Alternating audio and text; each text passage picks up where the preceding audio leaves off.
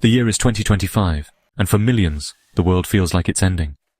Today's headlines are filled with war and famine, a global crisis testing our humanity. People just like us are caught in unimaginable situations, facing starvation because of conflicts they didn't start. It's overwhelming, but ignoring these problems only makes them worse. The first step is understanding what's happening in places like Gaza and Sudan, where hunger is a weapon, and children pay the highest price.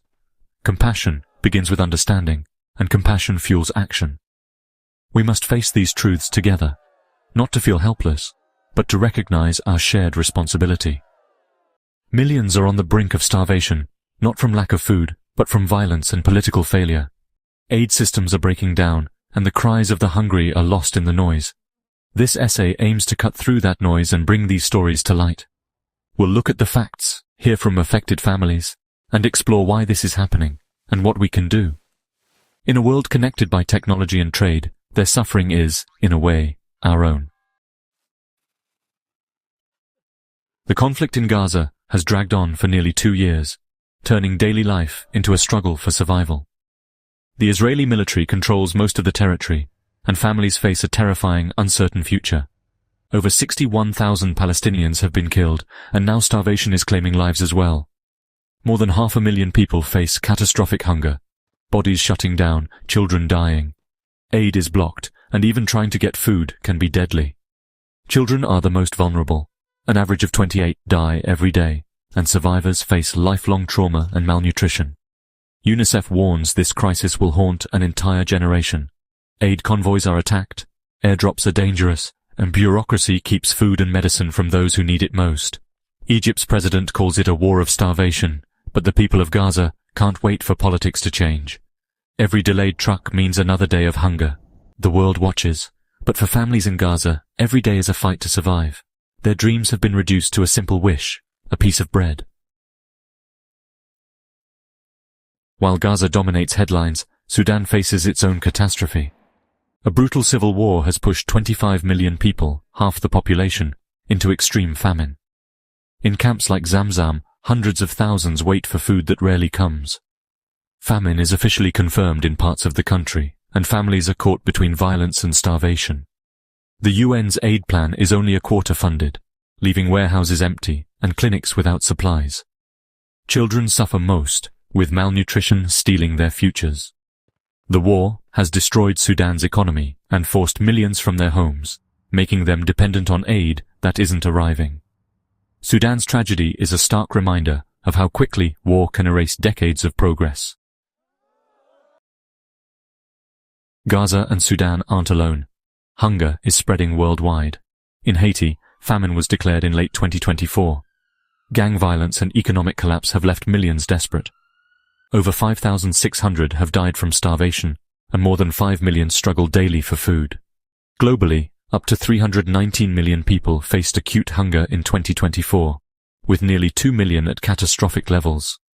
Severe hunger is worsening in Africa and Western Asia, especially in the Sahel, where conflict and climate change push millions to the brink.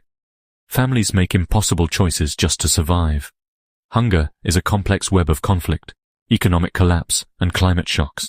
For too many, the basic right to food is out of reach. Why is hunger surging in 2025?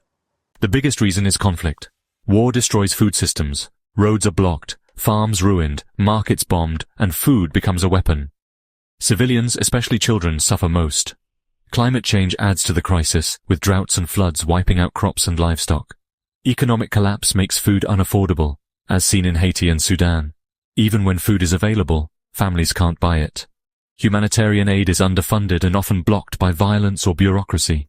Aid organizations can't reach everyone, and the world's generosity isn't keeping up. Even when we know people are starving, help often arrives too late. Seeing so much suffering can make us anxious about our own futures. It's wise to prepare, not out of fear, but prudence. Build a small stockpile of non-perishable food and water. It's a simple step for peace of mind. Learn practical skills. Grow a small garden, know basic first aid, and become less dependent on fragile systems. The most important preparation is building community. Get to know your neighbors, form support groups, and share resources. In crisis, Our greatest resource is each other. Galatians 6:2 says, "Carry each other's burdens," a practical survival strategy. Prepare your mind and spirit too. Limit negative news, focus on what you can control, and find hope. Face challenges with calm and resilience, knowing you've done what you can. A connected, prepared community is a safe one. Surrounded by stories of war and famine, hope can feel distant. But hope is more than wishful thinking. It's trust in goodness, even in darkness. The Bible tells of Joseph, who prepared for famine and saved many through wise planning and faith. The early church cared for each other, sharing what they had, and supporting those in need. Acts 2:44-45 describes their radical generosity, a model for us today. Our purpose is found in serving others, as Jesus taught. "I was hungry, and you gave me something to eat." Let's be informed, compassionate, and prepared. Support relief organizations, pray for those suffering, and find strength in faith. Psalm 46:1 reminds us, "God is our refuge and strength, an ever-present help in trouble." The challenges are great, but our capacity for love and hope is greater. Let's choose hope, trust in ultimate care, and be a light in the darkness.